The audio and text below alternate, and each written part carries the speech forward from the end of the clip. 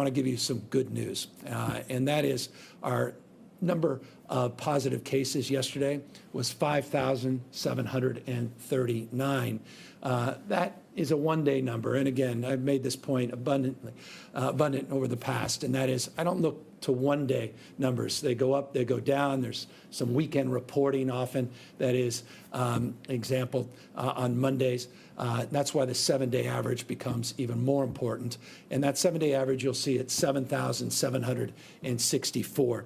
That 7-day average, by the way, is down roughly 21.2% from the previous 7-day average. That's good news, 21.2% decline.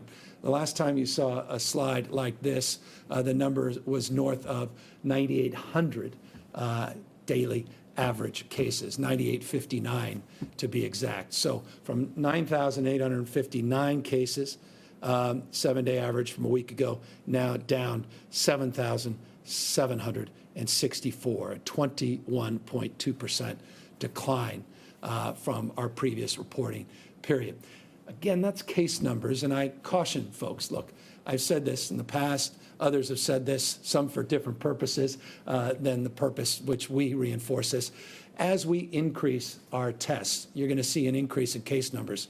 I caution people not to focus as much on that, but to look at positivity rates and look at hospital rates and ICU rates in the state of California. They become more profoundly significant from the perspective of mortality, from the perspective of our healthcare delivery system and our capacity.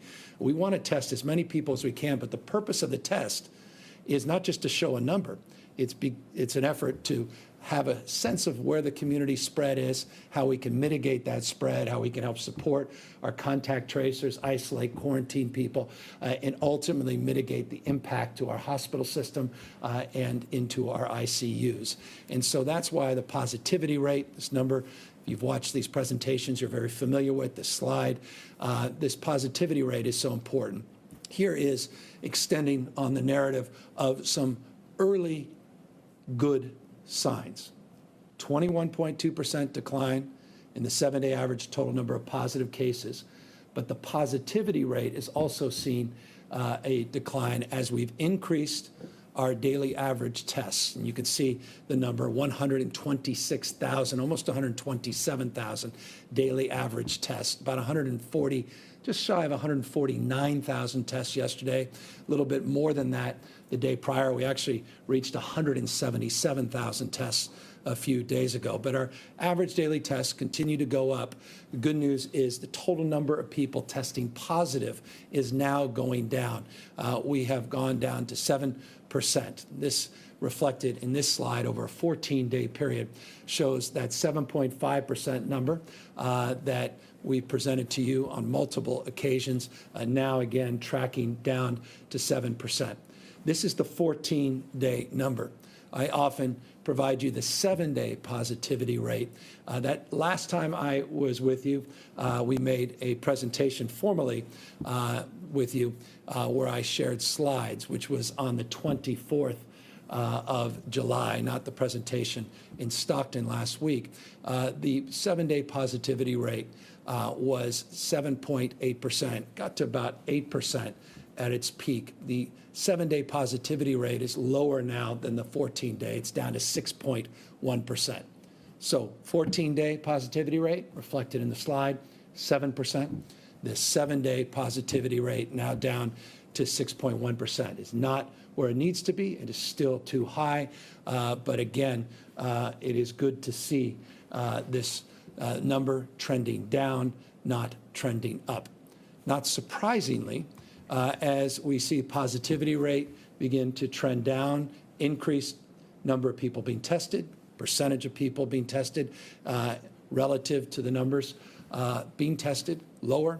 We're now, not surprisingly, seeing hospitalizations go down modestly, 10% decrease in the total number of positive cases in our hospitals over a 14-day period, 10% decrease. The last time I shared slides with you, we had seen a 9% increase. Remember, it was as much as 50% a few weeks back over a 50 a 14-day period. So 50%, 50% growth. Now we're seeing 10% decline.